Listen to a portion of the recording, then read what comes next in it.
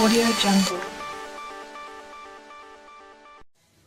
ನಮಸ್ಕಾರ ಫ್ರೆಂಡ್ಸ್, ನಾನು ನಿಮ್ಮ ಪ್ರೀತಿಯ ಕನ್ನಡಿಗ ಹೇಮಂತ. ಇವತ್ತು ಹೊಸ ವ್ಲಾಗ್ ಎಲ್ಲರಿಗೂ ಸ್ವಾಗತ ಸುಸ್ವಾಗತ.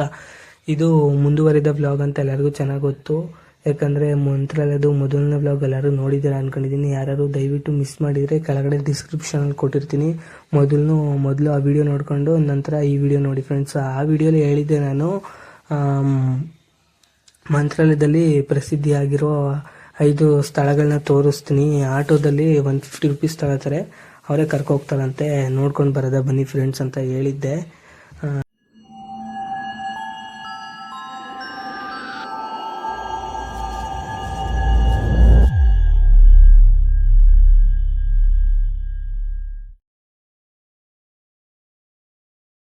ಫ್ರೆಂಡ್ಸ್, ಇದೇ ಮೊದಲನೇ ದೇವಸ್ಥಾನ. ಮಂತ್ರಾಲಯ ದೇವಸ್ಥಾನದಿಂದ ಇಲ್ಲಿಗೆ 5 ಕಿಲೋಮೀಟರ್ ಆಗುತ್ತೆ. ಅಭಯ ಆಂಜನೇಯ ಸ್ವಾಮಿ ದೇವಸ್ಥಾನ ಎಂಟ್ರೆನ್ಸಲ್ಲೇ ಬಲ್ಭಾಗದಲ್ಲಿದೆ ಈ ದೇವಸ್ಥಾನ. ಇದು 32 ಅಡಿ ಹೊಂದಿದೆ, ಏಕಶಿಲಾ ವಿಗ್ರಹ. ಒಟ್ಟು 90 ಮೆಟ್ರಿಕ್ ಟನ್ ಹೊಂದಿದೆ. ಇದನ್ನ ಬೆಂಗಳೂರಿನ ಉದ್ಯಮಿ ಬಿ ಕೃಷ್ಣಪ್ಪ ಅನ್ನೋರು ಕಾಣಿಕೆಯಾಗಿ ಮಂತ್ರಾಲಯಕ್ಕೆ ಕೊಟ್ಟಿದ್ದಾರಂತೆ ಫ್ರೆಂಡ್ಸ್. ಈ ದೇವಸ್ಥಾನ ಇತ್ತೀಚೆಗೆ ಸ್ಥಾಪನೆ ಆಗಿದೆ.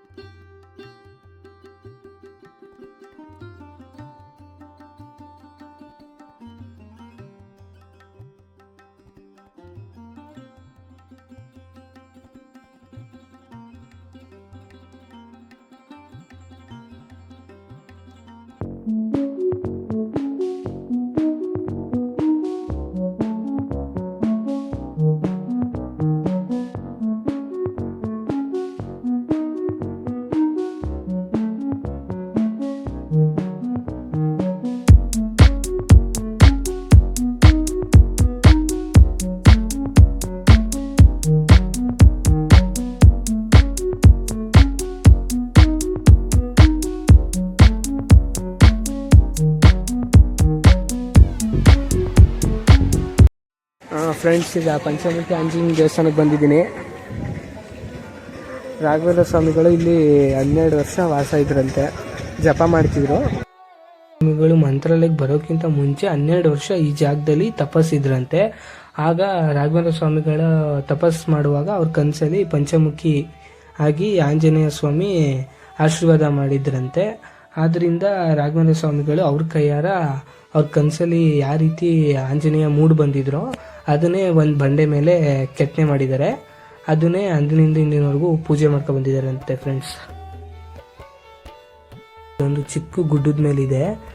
ಆಗ ರಾಘವೇಂದ್ರ ಸ್ವಾಮಿಗಳ ಕನಸಲ್ಲಿ ಬಂದಿರಲ್ಲ, ಅವ್ರ ಕೈಯಾರೆ ಒಂದು ಚಿತ್ರಣ ಆಗಿ ಅಭಯ ಆಂಜನೇಯ ಸ್ವಾಮಿನ ಬಿಡಿಸಿದ್ರಂತೆ. ಅದನ್ನೇ ಈಗ ದೇವಸ್ಥಾನ ಆಗಿ ಸ್ಥಾಪನೆ ಆಗಿದೆ.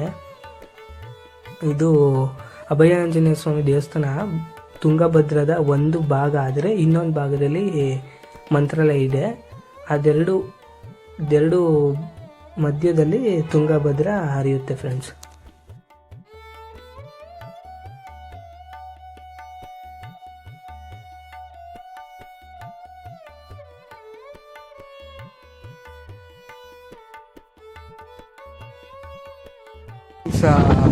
ಈ ಪ್ಲೇಸಲ್ಲಿ ರಾಘವೇಂದ್ರ ಸ್ವಾಮಿಗಳು 12 ವರ್ಷ ತಪಸ್ಸು ಇದ್ರಂತೆ 12 ವರ್ಷ. ಆಗ ವೆಂಕಟೇಶ್ವರ ಲಕ್ಷ್ಮಿ ಮತ್ತು ಪಂಚಮುಖಿ ಆಂಜನೇಯ ಬಂದು ತಥಾಸ್ತು ಅಂದರೆ ಆಶೀರ್ವಾದ ಮಾಡಿದ್ರಂತೆ. ಇಲ್ಲಿ ಅದು ಒಳಗಡೆ ದೇವಸ್ಥಾನ ಇದೆ, ಅಲ್ಲಿ ತೋರ್ಸೋಕ್ಕಾಗಲಿಲ್ಲ ನಮಗೆ, ಇಲ್ಲಾಂದರೆ ಅದನ್ನು ತೋರಿಸ್ತಿದೆ. ಅಲ್ಲಿ ಮಾಡಿದ್ರಂತೆ ಫ್ರೆಂಡ್ಸ್. ಇದು ಪುಷ್ಪಕ ವಿಮಾನ ಥರ ಕಾಣುತ್ತಂತೆ, ಇಲ್ಲಿ ಹಾಕಿದ್ದಾರೆ. ಇದೆಲ್ಲ ನ್ಯಾಚುರಲ್ ಫಾರ್ಮ್ ಆಗಿದೆ ನೋಡಿ, ಎಷ್ಟು ಚೆನ್ನಾಗಿ ಫಾರ್ಮ್ ಆಗಿದೆ. ನನಗೇನು ಆಶ್ಚರ್ಯ ಆಗಿದೆ ಅಂದರೆ ಸುತ್ತಮುತ್ತ ಬೆಟ್ಟಗಳಿಲ್ಲ, ಏನೂ ಇಲ್ಲ. ಒಂದು ಬಂಡೆ ಮೇಲೆ ಒಂದು ಹೆಂಗೆ ಕೂತಿದೆ, ಯಪ್ಪ. ಪ್ರಕೃತಿ ವಿಸ್ಮಯ ಅಂತಾರಲ್ಲ ಆ ಥರ ನೋಡಿ. ನೇಚರ್ ಅಂದರೆ ಇದು.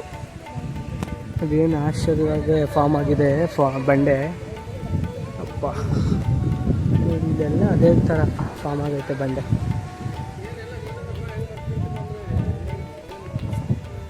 ನೀನು ಕೊಡ್ತಿದ್ಯಾ?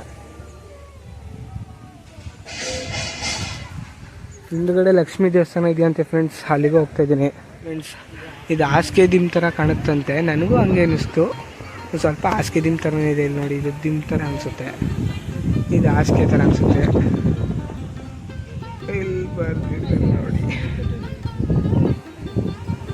Bed and pillow. ಆದರೂ ಯಪ್ಪ ಹೆಂಗೆ ಫಾರ್ಮ್ ಆಗಿದೆ ನೋಡಿ, ಎಷ್ಟು ದೊಡ್ಡದಾಗಿ.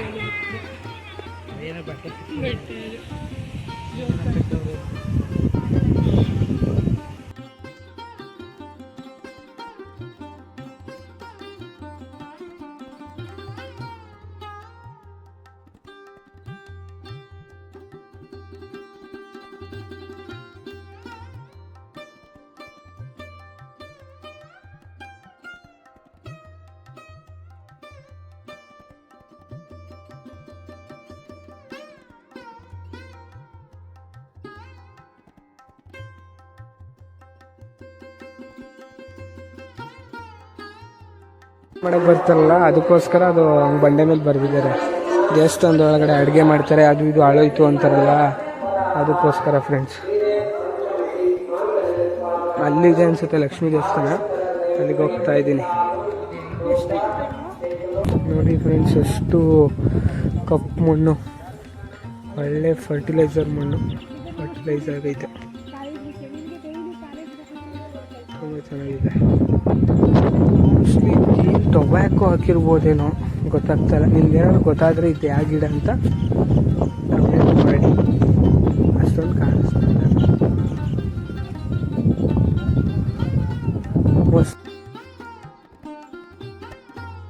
ಕಪ್ಪು ಮಣ್ಣಲ್ಲಿ ಯಾವ್ದು ಹಾಕ್ಬೋದು ಗೆಸ್ ಮಾಡಿ ಕಮೆಂಟ್.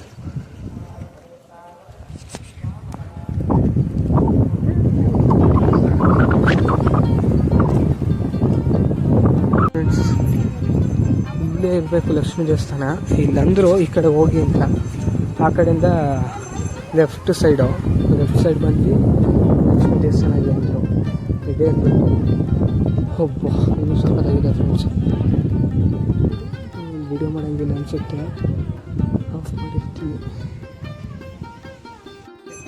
ನೋಡಿ ಫ್ರೆಂಡ್ಸ್. ಲಕ್ಷ್ಮೀ ದೇವಸ್ಥಾನ ಇಲ್ಲೇ ಉದ್ಭವ ಆಗಿರೋದಂತೆ. ಫುಲ್ ಬಂಡೆ ಮೇಲೆ ಬಂಡೆ, ಎಷ್ಟೊಂದು ಬಂಡೆಗಳು ಕೂತಿದೆ. ಅದ್ರ ಮಧ್ಯದಲ್ಲಿ ಲಕ್ಷ್ಮೀ ದೇವರು ಉದ್ಭವ ಆಗಿರುತ್ತೆ. ಎಲ್ಲನೂ ಉದ್ಭವ ಆಗಿರೋದು ಇಲ್ಲೇ ನೋಡಿ. ಪಾರಿ ಒಳಗಡೆ ಹೆಂಗೆ ಕೂತಿದೆ ಎಷ್ಟೊಂದು. ಬಿಸಿಲು ಅಂದ್ಬಿಟ್ಟು, ಬಿಸಿಲು ಮಳೆ ಅಂದ್ಬಿಟ್ಟು ಅಲ್ಲಿ ಹೌಸ್ಕೊಂಡವೆ, ಮನೆಗಳು ಮಾಡ್ಕೊಬಿಟ್ಟು ನೋಡಿ.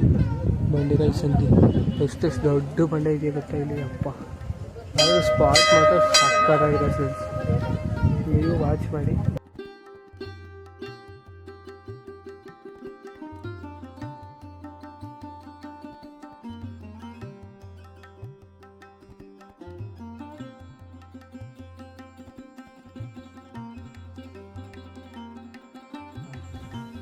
ಇನ್ನೊಂದು ಏನು ಹೇಳ್ಬೇಕಂದ್ರೆ, ಮಂತ್ರಾಲಯ ದೇವಸ್ಥಾನದಿಂದ 500 ಮೀಟ್ರು ಡಿಸ್ಟೆನ್ಸಲ್ಲೇ ಒಂದು ವೆಂಕಟೇಶ್ವರ ಸ್ವಾಮಿ ದೇವಸ್ಥಾನ ಇತ್ತು. ಅದು ನಾನು ನೋಡ್ಬೇಕು ಅಂದ್ಕೊಂಡಿದ್ದೆ, ಆದರೆ ಟೈಮ್ ಇಲ್ಲ, ಅದಕ್ಕೋಸ್ಕರ ಆ ದೇವಸ್ಥಾನ ತೋರ್ಸೋಕ್ಕಾಯ್ತಲ್ಲ ಫ್ರೆಂಡ್ಸ್. ಆದರೆ ರಾಘವೇಂದ್ರ ಸ್ವಾಮಿಗಳು ಅವ್ರ ಮನೆ ದೇವರಾದ್ರೆ ವೆಂಕಟೇಶ್ವರ ಸ್ವಾಮಿನ ದರ್ಶನ ಮಾಡೋಕ್ಕೆ ಹೋಗಬೇಕು. ಅದು ಕುಂಭಕೋಣಂನಲ್ಲಿ ಇರುತ್ತೆ ವೆಂಕಟೇಶ್ವರ ಸ್ವಾಮಿ ಅವ್ರ ಮನೆ ದೇವರು. ಅಲ್ಲಿ ದರ್ಶನ ಮಾಡೋಕ್ಕೆ ಹೋಗಬೇಕು ಅಂದ್ಕೊಂಡಿರ್ತಾರೆ. ಹೋಗೋಕ್ಕಿಂತ ಅಂದರೆ ರಾಘವೇಂದ್ರ ಸ್ವಾಮಿಗಳು ಇನ್ನೂ ಬೃಂದಾವನಕ್ಕೆ ಹೋಗಿರಲ್ಲ, ಅದಕ್ಕಿಂತ ಮುಂಚೆ ಹೋಗಿ ಬರಬೇಕು ಅಂದ್ಕೊಂಡಿರ್ತಾರೆ. ಆಗ ರಾಘವೇಂದ್ರ ಸ್ವಾಮಿಗಳ ಕನಸಲ್ಲಿ ವೆಂಕಟೇಶ್ವರ ಸ್ವಾಮಿ ಬಂದು, ನೀನು ನನ್ನ ನೋಡೋಕ್ಕೆ ಅಷ್ಟು ದೂರ ಬರೋ ಅವಶ್ಯಕತೆ ಇಲ್ಲ, ನಾನೇ ನಿನ್ನ ಬಳಿ ಬರ್ತೀನಿ ಅಂತ ಹೇಳಿ ನಿನ್ನ ಕೈಯಾರೆ ನನ್ನ ಮೂರ್ತಿನ ಸ್ಥಾಪನೆ ಮಾಡಿ ದಿನನಿತ್ಯ ಪೂಜೆ ಮಾಡು ಅಂತ ಹೇಳಿರ್ತಾರಂತೆ. ಆಗ ರಾಘವೇಂದ್ರ ಸ್ವಾಮಿಗಳು ಅವ್ರ ಕೈಯಾರೆ ವೆಂಕಟೇಶ್ವರ ಸ್ವಾಮಿ ವಿಗ್ರಹನ ಸ್ಥಾಪನೆ ಮಾಡಿ ಪೂಜೆ ಮಾಡ್ತಾ ಬಂದಿದ್ದಾರೆ ಫ್ರೆಂಡ್ಸ್. ಆ ದೇವಸ್ಥಾನದಿಂದ 500 ಮೀಟ್ರು ಡಿಸ್ಟೆನ್ಸಲ್ಲಿದೆ. ಆ ದೇವಸ್ಥಾನ 350 ವರ್ಷ ಇತಿಹಾಸ ಹೊಂದಿದೆ. ಅಂದಿನಿಂದ ಇಂದಿನವರೆಗೂ ಪೂಜೆ ಪುನಸ್ಕಾರ ಎಲ್ಲ ಮಾಡ್ಕೊ ಬರ್ತಿದ್ದಾರೆ ಫ್ರೆಂಡ್ಸ್. ಅವ್ರ ಕೈಯಾರೆ ರಾಘವೇಂದ್ರ ಸ್ವಾಮಿಗಳ ಕೈಯಾರೆ ಮೂರ್ತಿ ಆಗಿರೋದು, ವೆಂಕಟೇಶ್ವರ ಸ್ವಾಮಿ ಮೂರ್ತಿ ಆಗಿರೋದು ಮಂತ್ರಾಲಯದಲ್ಲಿ ಕಂಡು ಬರುತ್ತೆ. ನಂತರ ಇಲ್ಲಿಂದ 20 ಕಿಲೋಮೀಟರ್ಸ್ ಡಿಸ್ಟೆನ್ಸಲ್ಲಿ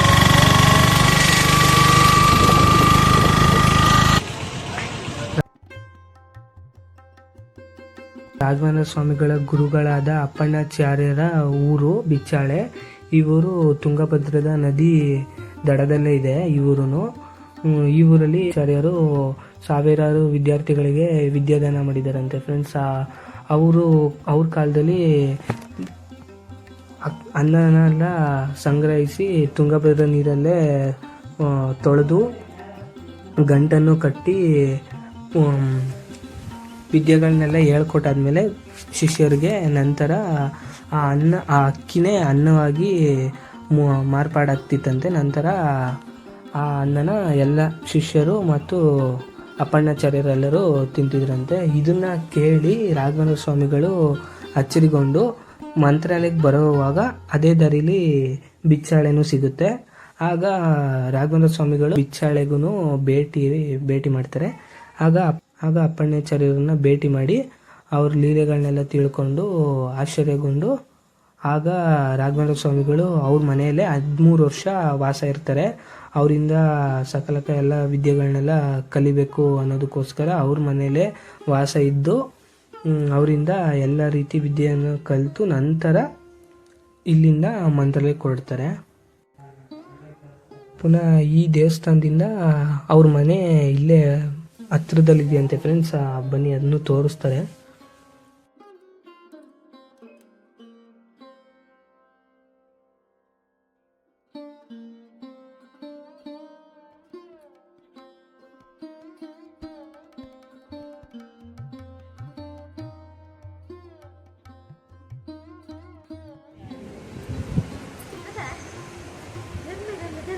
ಸಗಣಿ ನೀರು ಹಾಕೋದ್ರಿಂದ ಇಲ್ಲಿರೋ ಕ್ರಿಮಿಕೀಟಗಳೆಲ್ಲ ನಾಶ ಆಗುತ್ತೆ ಅಂತ ಅದಕ್ಕೋಸ್ಕರ ಸಗಣಿ ನೀರು ಹಾಕ್ತಾವ್ರೆ.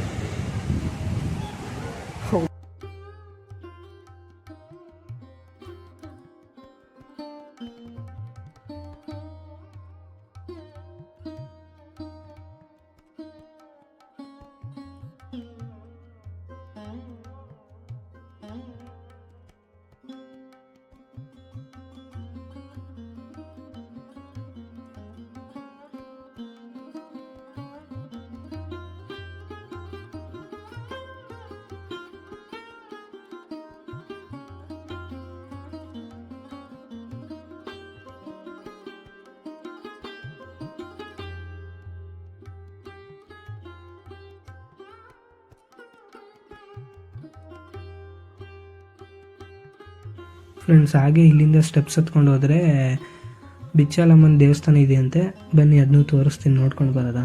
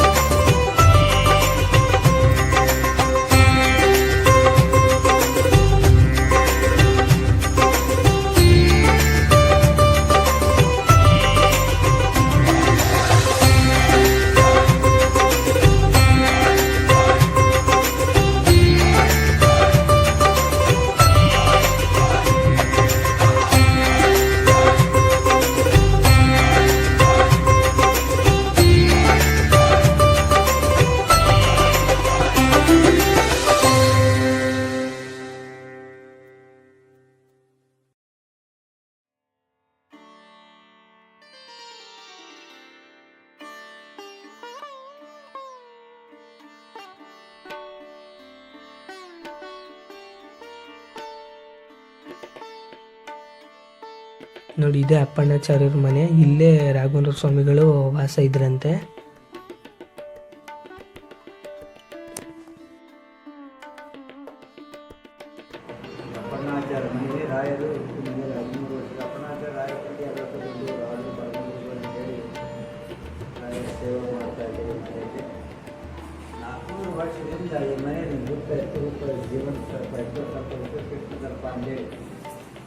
ಮಧ್ಯಾಹ್ನ 12 ಗಂಟೆಗೆ ಅಪ್ಪಣಾಚಾರ್ಯ ಈ ಕಡೆ ಬರೀ ಮಂಜರಿ ಅಂತ ಹೇಳ್ತೀವಿ. ಈ ಕಡೆ ಬರೀ ಗೋಡಿಗೆ ನೋಡಿ.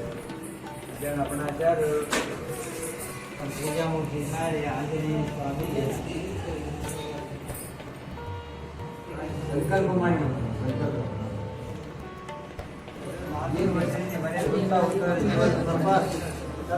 ಕೃಷ್ಣ ತರ್ಪ ಅಂತ ಹೇಳಿ ಅದು ಮನ್ಯಾಗ ಒತ್ತಾಯ ಮಾಡಿದ್ರೆ ಗಾಳಿಗಳು ಆಗಿರ್ತಾರೆ. ಯಾರಿಗೆ ಕುಜದೋಷ, ಸರ್ಪದೋಷ, ಸಂತಾನ ಪ್ರಾಪ್ತಿ, ಕಲ್ಯಾಣ, ಯಾರಿಗೆ ಕಲ್ಯಾಣ ಆಗಿಲ್ಲ ಅವ್ರು ಕಾಯ್ತಿರ್ತಾರೆ. ಆರೋಗ್ಯ ಭಾಗ್ಯ, finance problem, court cases, promotion ಆಗಿದೆ, ಟ್ರಾನ್ಸ್ಫರ್ ಆಗಿದೆ, ವಿದ್ಯಾಪ್ರಾಪ್ತಿ, ವ್ಯಾಪಾರಾಪ್ತಿ, ಲಕ್ಷ್ಮೀ ಕಟಾಕ್ಷ, ಕುಜಮಂಗಳ, ಸರ್ಪದೋಷ, ಸಿಂಹರಾಶಿ, ಕುಂಭ, ಮೀನ ರಾಶಿ 7.5. ಫೈನಾನ್ಸ್ ಪ್ರಾಬ್ಲಮ್, ಫೈನಾನ್ಸ್ ಯಾವ ಪ್ರಾಪ್ತಿ, ಲಕ್ಷ್ಮೀ ಕಟಾಕ್ಷ, skin disease.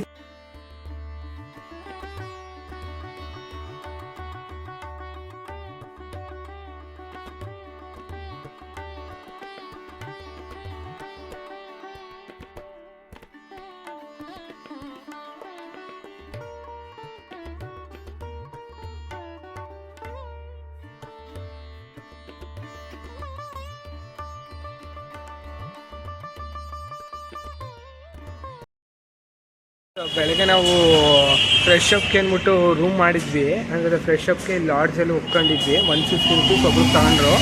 Just fresh up ಆದಮೇಲೆ ಲಗೇಜ್ನ ಮಾಮೂಲಿ ಕೌಂಟ್ರ್ ಹತ್ರ ಕ್ಯಾಶ್ ಕೌಂಟ್ರ್ ಇರುತ್ತೆ, ಅಲ್ಲಿ ತಂದು ಇಟ್ಬಿಟ್ಟು ಆಮೇಲೆ ನೀವು ಎಲ್ಲಿಗಾರು ಹೋಗ್ಬೋದು, ಆಮೇಲೆ ಬಂದು ವಾಪಸ್ಸು ನೀವು ಬ್ಯಾಗ್ ಎತ್ಕೋಗಿ ನೈಟ್ ಒಳಗಡೆ ಅಂತ ಅಂದಿದ್ರು. ನಾವು ಆಮೇಲೆ ಬೇಡ ಅಂದ್ಬಿಟ್ಟು ರೂಮೇ ತೊಗೊಟ್ವಿ. 800 ರುಪೀಸ್ ಆಯಿತು.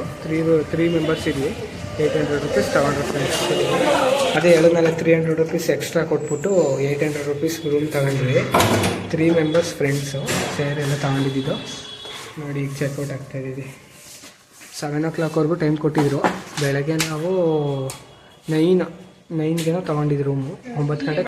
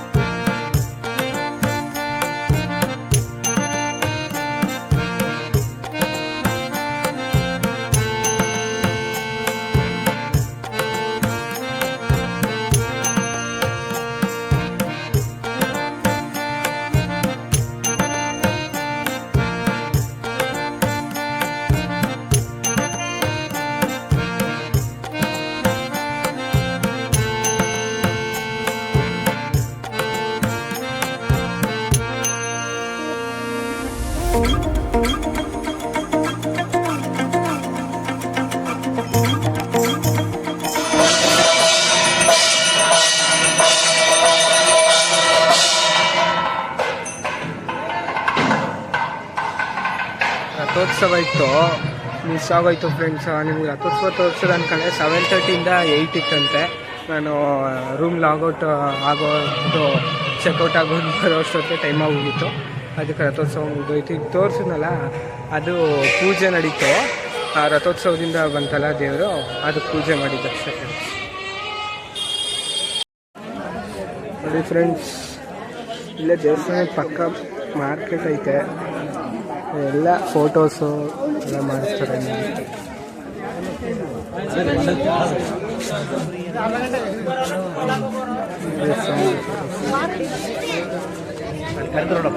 ಗೊತ್ತಾಯ್ತು ಸರ್. ಫ್ರೆಂಡ್ಸ್ ಇಲ್ಲೂ ಬೇರೆ ಥರ ಪ್ರಸಾದ ಮಾಡ್ತಾರೆ, ಈ ಥರ ದೇವ್ರ ಪ್ರಸಾದ ನೋಡಿ, ಈ ಥರ ಹೇಳಿದ್ದು ನೋಡೋದ್ರಲ್ಲ ಆ ಥರ ಎಲ್ಲ ರೀತಿ ಪ್ರಸಾದಗಳನ್ನು ಮಾಡ್ತಾರೆ. ಲಾಡು ಅವೆಲ್ಲ ಮಾಡ್ತಾರೆ ಈ ಕಡೆ. ಇಲ್ಲೂ ಕಡಲೆಪುರಿ ಅವು ಎಲ್ಲ ಮಾಡ್ತಾರೆ. ಮಾಮೂಲಿ ದೇವಸ್ಥಾನದ್ದು ಸ್ವೀಟ್ ಬರುತ್ತಲ್ಲ, ಅದ್ರ ಜೊತೆಗೆ ನೀವು ಬೇರೆ ಏನಾದ್ರು ಪ್ರಸಾದ ತೊಗೋಬೇಕು ಅಂದರೆ ಇಲ್ಲಿ ಆಚೆ ಲಾಡು, ಆಮೇಲೆ ಅದೇನೋ ಮಿಕ್ಸು ಎಲ್ಲ ಹಲ್ವ, ಕೇರಳ ಹಲ್ವ ಬರುತ್ತಲ್ಲ ಅದೆಲ್ಲ ಸೇರಿ ಒಂದು ಪೀಸು ಅಂದ್ಬಿಟ್ಟು ಒಂದು ಪೀಸ್ 100 ರೂಪೀಸ್ ಬಾಕ್ಸು ಅದು ಒಂದು ಬರುತ್ತೆ ನೋಡಿ. ಅದು ತೊಗೋಬೋದು ನೀವು ಬಂದಾಗ. ಈ ಕಡೆ ಬನ್ನಿ ನೋಡಿ, ಇಲ್ಲಿ ದೇವಸ್ಥಾನ ಇದೆಯಲ್ಲ ಈ ಕಡೆ ಊಟಕ್ಕೆ ಹೋಗೋದು ಆ ಸೈಡ್. ಫ್ರೆಂಡ್ಸ್ ಈ ಥರ ಹೇಳಿದ್ದು ಎಲ್ಲ ಮಿಕ್ಸ್ ಇರುತ್ತೆ ಅಂತ. 100 ರೂಪೀಸ್ ಇದು ಒಂದು ಪೀಸು ನೋಡಿದ್ದೇನೋ. ಅದೇ ಬಾದಾಮ್ ಪುರಿ ಅಂತಾರಲ್ಲ ಅದು, ಲಾಡು, ಕೇರಳ ಹಲ್ವಾ, ಮಿಕ್ಸರು ಇದೆಲ್ಲ ಕೊಟ್ಟವ್ರೆ.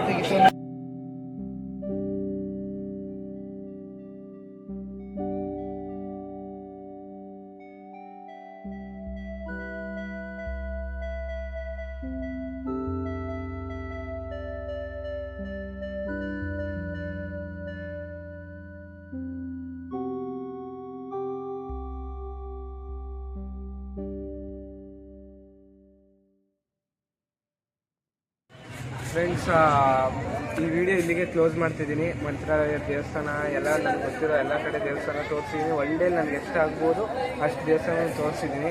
ಅಂದರೆ ದೇವಸ್ಥಾನ ಅದ್ರ ಬಗ್ಗೆ ಎಲ್ಲ ಹೇಳಿದ್ದೀನಿ. ಇನ್ನು ಸುತ್ತಮುತ್ತ 5-6 ದೇವಸ್ಥಾನ ನನಗೆ ಗೊತ್ತಿರೋಷ್ಟು ಒನ್ ಡೇಲಿ ಎಷ್ಟು ತೋರಿಸ್ಬೋದು ನಿಮಗೆ ಅಷ್ಟು ತೋರಿಸಿದ್ದೀನಿ. ಇನ್ನೂ ಯಾವ್ದಾದ್ರು ಒನ್ ಡೇಲಿ ತೋರಿಸ್ಬೋದಾಯಿತು ಅನ್ನೋದು ಯಾವ್ದಾದ್ರು ದೇವಸ್ಥಾನ ಇದ್ದರೆ ದಯವಿಟ್ಟು ಕಮೆಂಟ್ ಮಾಡಿ. ಹೀಗೆ ಇದೇ ರೀತಿ ಲೈಕ್, ಶೇರ್, ಸಬ್ಸ್ಕ್ರೈಬ್ ಮಾಡ್ತಾಯಿರಿ. ಹಿಂಗೆ ಸಪೋರ್ಟ್ ಮಾಡ್ತಾರೆ. ನಾನು ನಿಮಗೆ ಇನ್ನೂ ಎಷ್ಟೊಂದು ಹೆಚ್ಚಾಗಿ ದೇವಸ್ಥಾನ ತೋರಿಸ್ಬೇಕು ಮತ್ತು ಬೇರೆ ಬೇರೆ ಪ್ಲೇಸಸ್ ತೋರಿಸ್ಬೇಕು ಅಂದ್ಕೊಂಡಿದ್ದೀನಿ. ಎಲ್ಲ ತೋರಿಸ್ತೀನಿ friends. Thank you for watching. Friends Mantralaya ದೇವಸ್ಥಾನದಿಂದ ರೈಲ್ವೆ ಸ್ಟೇಷನ್ಗೆ ಬಂದ್ವಿ. ಇಲ್ಲಿ ಮಲಗದ ಅಂದರೆ ನಮ್ಮದು 3:30ಗೆ ಇದ್ದಿದ್ದು ಟ್ರೈನು. ಇಲ್ಲಿ ಆಚೆ ಮಲಗದ ಅಂದರೆ ಅಷ್ಟೊಂದು ಸೇಫ್ ಇರೋಲ್ಲ, ಅದಕ್ಕೋಸ್ಕರ ಇಲ್ಲಿ ವೆಯ್ಟಿಂಗ್ ರೂಮ್ ಇದೆ ನೋಡಿ.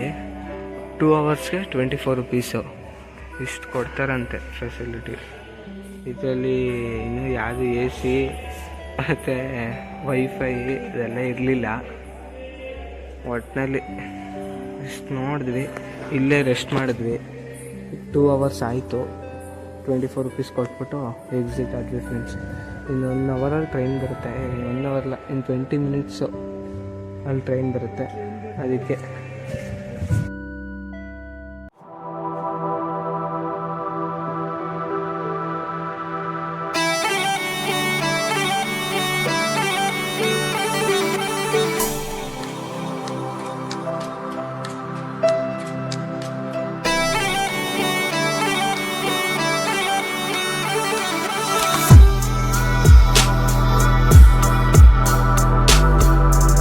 ಮಂತ್ರಾಲಯದಿಂದ ಬೆಂಗಳೂರಿಗೆ ಮಾರ್ನಿಂಗ್ 3:30 ಟ್ರೈನ್ ಹತ್ತಿದ್ದೆ.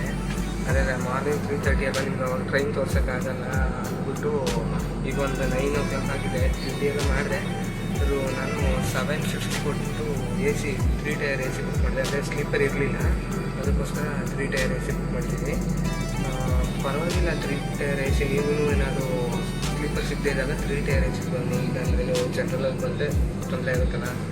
3 ಟೈರ್ AC ತೊಗೊಂಡ್ರೆ ಚೆನ್ನಾಗಿರುತ್ತೆ. ಬಟ್ ಅದು ಸ್ವಲ್ಪ ಬಿಟ್ಟು ಕೊಟ್ಟರೆ ವರ್ಕ್ ಅನಿಸ್ತು. ಯಾಕಂದರೆ ದಿಂಬು, ಬೆಡ್ಶೀಟು, AC ಎಲ್ಲ ಇರೋದ್ರಿಂದ ಅವರೇ ದಿಂಬು, ಬೆಡ್ಶೀಟು ಎಲ್ಲ ಕೊಡ್ತಾರೆ. ಕೆಳಗಡೆ ಇದಿರುತ್ತಲ್ಲ ಅದ್ರ ಮೇಲೆ ಹಾಸ್ಕೊಂಡು ಮಲ್ಕೊಳ್ಳೋದಕ್ಕೆ, ಸೀಟ್ ಮೇಲೆ ಹಾಸ್ಕೊಂಡು ಮಲ್ಕೊಳ್ಳೋದಕ್ಕೆ ಬಟ್ಟೆ ಎಲ್ಲ ಅವರೇ ಕೊಡ್ತಾರೆ. ಬನ್ನಿ.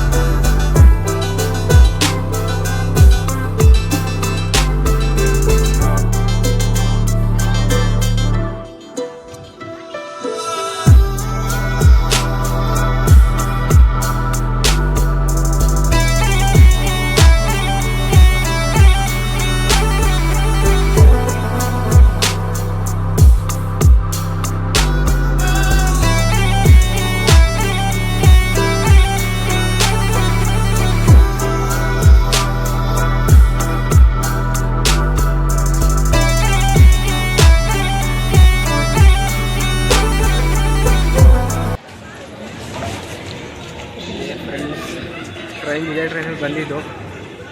ರೈಲ್ವೆ ಸ್ಟೇಷನ್ಗೆ ಬಂದಾಯಿತು, ಮೈಸೂರು ಬೆಂಗಳೂರು ರೈಲ್ವೆ ಸ್ಟೇಷನ್ನು.